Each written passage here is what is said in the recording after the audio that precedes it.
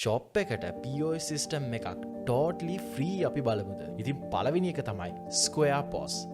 මේකේ සෑහෙන හොඳ යූසර් ඉන්ටර්ෆේස් එකක් තියෙනවා වගේම ඔයාට සෑහෙන ලේසියෙන් මේක සෙටප් කරගන්න පුළුවන්. මේක ඇතුළේ ඔයාට ඉන්වෙන්ටරි මැනේජ්මන්ට් හැමදේම කරන්නත් පුළුවන්.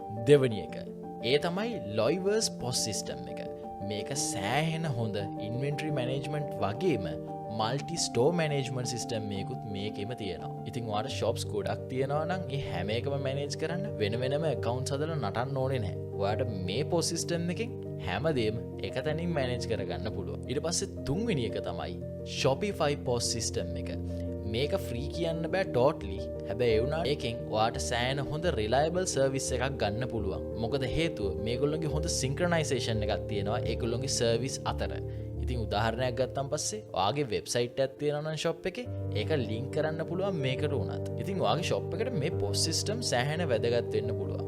ඉතින් ඔයාට මේවා ගැන වැඩි විස්තර දැනගන්න ඕන නම් ඔයාට පුළුවන් මෙන්න මෙතන පෙනෙන නම්බර් එකට කෝල් එකක් දෙන්න. ඉතින් මගේ නම කුමාර් ජයරංග.